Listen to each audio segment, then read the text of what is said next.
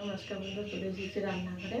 আজকে রান্না করব ডিম আলুর কষা আর শুশনি শাক, আলু বেগুন কেটে নিয়েছি।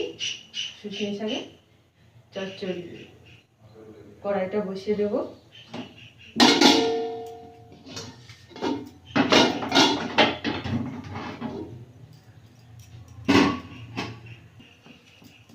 কড়াইটা গরম হয়ে গেছে, তেল দিয়ে দিয়েছি, ডিমগুলো ভেজে নেব।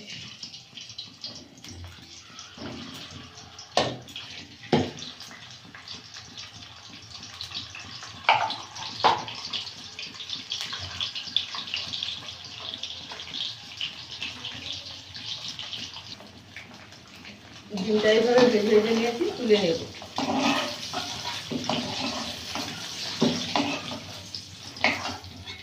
এবার ডিম আলুর কষাটা করবো। পেঁয়াজ কুচি দিয়ে দেবো, পেঁয়াজটা ভেজে নেব।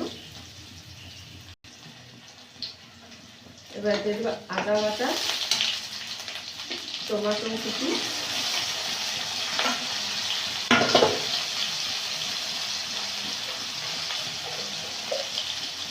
লঙ্কা গুঁড়ো, আর দিয়ে দেবো হলুদ গুঁড়ো। দিয়ে মশলাটা ভালো করে কষে নেব। মশলা থেকে তেল ছেড়ে গেছে, ডিম আলুটা দিয়ে দেবো। দিয়ে স্বাদ মতো লবণ দিয়ে দেবো,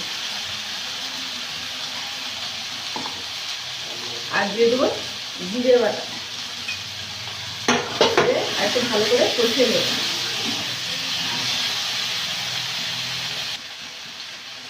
একটু মিট মশলা দিয়ে দেবো।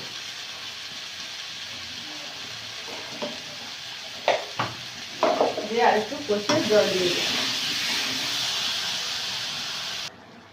ডিম আলুর কষাটা হয়ে গেছে, নামিয়ে নেব।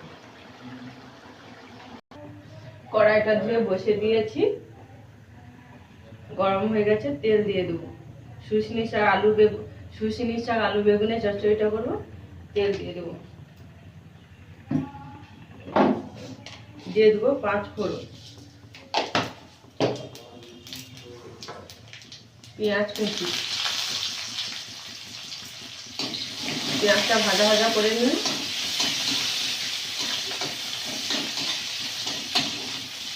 পেঁয়াজটা ভাজা ভাজা হয়ে গেছে, শুশনি শাক আলু বেগুনটা দিয়ে দেবো।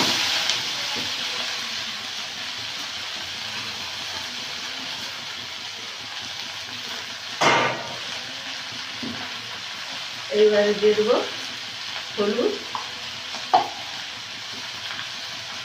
লঙ্কা গুঁড়ো আর লবণ দিয়ে নেড়ে ঢাকা দিয়ে দেবো। শুশনি শাকটা কষানো হয়ে গেছে, জল দিয়ে দেবো।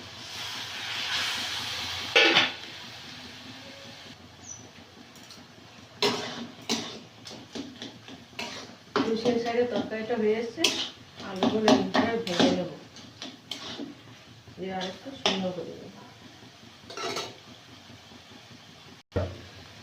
শুশনি শাক তরকারিটা হয়ে গেছে, একটু জিরে গুঁড়ো দিয়ে নামিয়ে নেব।